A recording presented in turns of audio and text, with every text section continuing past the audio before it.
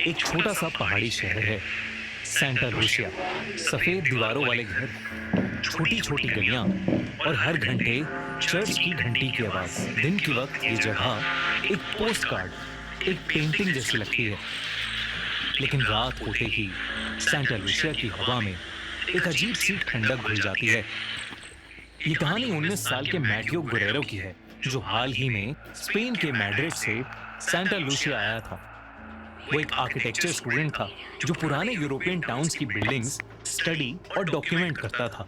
Santa Lucia के Asian church और 100 साल पुराने घर उसके रिसर्च का हिस्सा थे। सेंटा लूसिया एक बहुत ही सुंदर सा टाउन था, लेकिन बेहद खामोशी थी वहां। मैटियो ने नोटिस किया कि शाम होते ही लोग जल्दी जल्दी अपने घर चले जाते हैं। कोई भी आदमी अंधेरा होने के बाद बाहर घूमता हुआ नहीं दिखता था। एक शाम मैटियो चर्च से लगी एक पुरानी सिमेट्री यानी कब्रिस्तान की रिसर्च कर रहा था। तब मैटियो ने एक अजीब सी चीज नोटिस की। उस सिमेट्री के अंदर एक कब्र के पास एक टूटा हुआ वेडिंग आर्च खड़ा था, जैसे किसी ने कभी वहां शादी की हो और फिर उसे छोड़ दिया।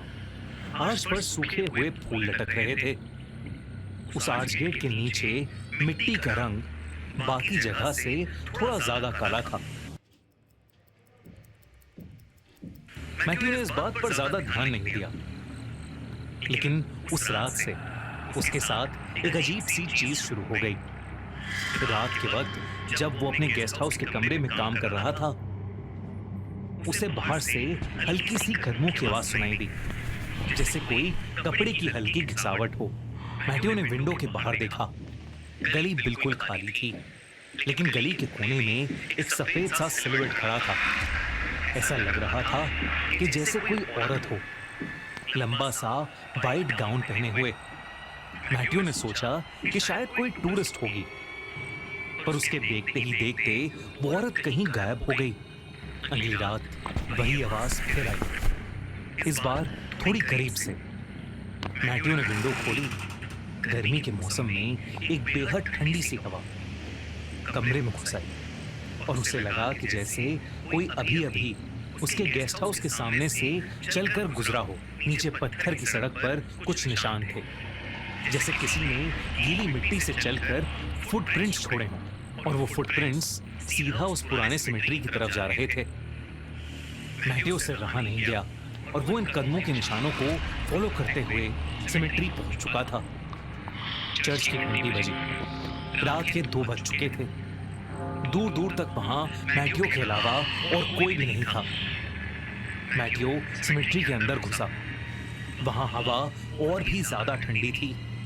पुराने क्रॉसेस और ग्रेवस्टोन्स के बीच से गुजरते हुए मैटियो उस टूटे हुए वेडिंग आर्च तक पहुंच गया। वही आर्च जिसे उसने एक दिन पहले देखा था, और तब मैटियो ने पहली बार उसे देखा। आर्च के नीचे एक औरत खड़ी थी, सफेद वेडिंग गाउन में, जो कि काफी पुराना सा लग रहा था। उसका चेहरा एक सफेद से घूंघट से ढका सा हुआ था। ऐसा लग रहा था कि जैसे वो औरत वहां खड़ी किसी का इंतजार कर रही हो। मैटियो ने एक कदम आगे बढ़ाया और एकदम से तेज हवा मानो रुक सी गई। उस कब्रिस्तान के अंदर की खामोशी इतनी गहरी हो गई कि मैटियो को अपने दिल की धड़कनें तक सुनाई देने लगी। वो औरत धीरे धीरे मैटियो की तरफ मुड़ी। उसका घूंघट थोड़ा सा हटा और जो चेहरा मैटियो को दिखाई दिया, उसे देखकर मैटियो के होश उड़ गए। उस औरत का चेहरे का रंग एकदम सफेद था। आंखें ऐसी भयानक जैसे किसी आत्मा ने उसे पोजेस कर रखा हो, और चेहरे पर खून के निशान थे जो शायद जम चुके थे, जैसे कई सालों पहले वो औरत खून के आंसू रोई हो। मैटियो ने नोटिस किया कि उस औरत के पैर जमीन को छू ही नहीं रहे थे। मैटियो का पूरा शरीर ठंडा पड़ गया और वो जैसे फ्रीज सा हो गया। पर इससे पहले कुछ होता, वो औरत हवा में घुलकर अचानक ही गायब हो गई। मैटियो पूरी रात नहीं सोया। सुबह जैसे ही गेस्ट हाउस का बूढ़ा केयरटेकर वहां आया, मैटियो ने उससे उस औरत के बारे में पूछा। केयरटेकर ने पहले कुछ नहीं कहा, लेकिन जब मैथ्यू ने उस कब्रिस्तान के वेडिंग आर्च का जिक्र किया तो उस केयरटेकर का चेहरा सफेद पड़ गया। उस बूढ़े केयरटेकर ने बताया कि ये कहानी 1889 से शुरू होती है। उस साल सांता लूसिया में एक शादी होने वाली थी। दुल्हन का नाम था इजाबेला रोमेरो और दूल्हा था हावियर मोरालेस। टाउन के सबसे खुश कपल के रूप में उनकी शादी सेलिब्रेट हो रही थी। मंडप उसी कब्रिस्तान के पास बनाया गया था क्योंकि चर्च में रेनोवेशन का काम चल रहा था। शादी की रात सब लोग इकट्ठा हुए। इजाबेला अपने वेडिंग गाउन में मंडप तक पहुंची, लेकिन उसका दूल्हा कभी आया ही नहीं। बाद में पता चला कि हावियर शादी से कुछ घंटे पहले ही सांता लूसिया छोड़कर किसी और लड़की के साथ भाग गया था। इजाबेला ने पूरी रात उस मंडप के नीचे उसका इंतजार किया। रात ठंडी होती गई और सुबह होने से पहले इजाबेला वहीं गिर गई। उसका दिल बंद हो चुका था। कुछ लोग कहते हैं कि उसे एक बहुत बड़ा सदमा लगा था, जिसकी वजह से उसकी मौत हो गई।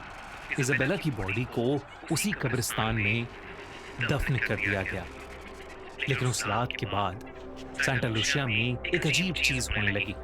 कभी कभी रात के वक्त लोग एक सफेद वेडिंग गाउन में एक औरत को उस कब्रिस्तान के आर्च गेट के नीचे खड़ा देखते हैं, जैसे वो अभी भी किसी का इंतजार कर रही हो। लोग उसे डेड ब्राइड या कॉर्प्स ब्राइड बुलाते हैं। मैथ्यू इस कहानी को सुनकर घबरा चुका था। कल रात उसने भी उस डेड ब्राइड को देखा था। उस रात मैथ्यू जब अपने कमरे में था, उसने फिर से वही आवाज सुनी। इस बार वो कदमों की आवाज सीधा उसके कमरे के बाहर तक आई और फिर हवा में एक अजीब सी स्मेल आने लगी, गीली मिट्टी और पुराने फूलों की। मैथ्यू अब घबराने लगा था। उसने धीरे से दरवाजे की तरफ देखा। दरवाजे के नीचे से एक परछाई नजर आ रही थी, जैसे कोई बिल्कुल दरवाजे के सामने खड़ा हो। और फिर उसके कमरे का दरवाजे का हैंडल अपने आप धीरे धीरे हिलने लगा। ये खोलो। घबराहट के मारे मैथ्यू के पसीने छूटने लगे। तभी हैंडल हिलना रुक गया और फिर धम से कमरे का दरवाजा अपने आप खुल गया। मैथ्यू की चीख निकल गई, लेकिन दरवाजे पर कोई था ही नहीं। और कुछ सेकंड्स बाद कदमों की आवाज वापस दूर चली गई। पर तभी मैथ्यू की नजर उसके कमरे की खिड़की पर गई। खिड़की के बाहर वही भयानक दिखने वाली औरत खड़ी थी, उसी सफेद वेडिंग गाउन में, अपनी भयानक आंखों से मैथ्यू को ही घूरती हुई। और फिर अचानक ही वो गायब हो गई। मैथ्यू फिर से रात भर नहीं सोया और सुबह होते ही उसने ये सब जाकर चर्च के प्रीस्ट को बताया। और उस प्रीस्ट ने कहा कि आज तक किसी ने उस डेड ब्राइड को ऐसा करते नहीं देखा। उस प्रीस्ट ने पूछा कि जब मैथ्यू पहली बार सिमेट्री गया था तो वो वहां से कुछ लाया तो नहीं था। तब मैथ्यू को याद आया कि वो वहां से कुछ सूखे फूल ले आया था। प्रीस्ट ने कहा कि शायद इसी वजह से वो आत्मा मैथ्यू के घर तक आ गई है और शायद उस आत्मा को ऐसा लग रहा है कि उसका दूल्हा उसे लेने वापस आ गया है। प्रीस्ट ने मैथ्यू से कहा कि उसे फौरन ये शहर छोड़कर चले जाना चाहिए, वरना शायद वो औरत उसका पीछा कभी नहीं छोड़ेगी। ये सुनकर मैथ्यू का दिल दहल गया और उसने डिसाइड किया कि वो सांता लूसिया से आज ही निकल जाएगा। लेकिन जब मैथ्यू सामान पैक करने अपने घर वापस गया तो उसने देखा कि डोर स्टेप पर गीली मिट्टी के निशान बने हुए थे, बिल्कुल वैसे ही जैसे सिमेट्री के पास थे। मैथ्यू को अब डर लगने लगा था। वो जल्दी से जाकर अपनी पैकिंग करने लगा। तभी उसने खिड़की से देखा कि आसमान का रंग बदल रहा है और काला पड़ रहा है। तभी अचानक घर की लाइट्स जलबुझ करने लगी और एकदम से घर में अंधेरा हो गया। तेज बारिश शुरू हो गई और बिजली कड़कने लगी। और तभी एक और बार बिजली कड़की और वो औरत मैथ्यू के सामने आ खड़ी हुई। मैटियो उसे देखते ही जोर से चिल्लाया।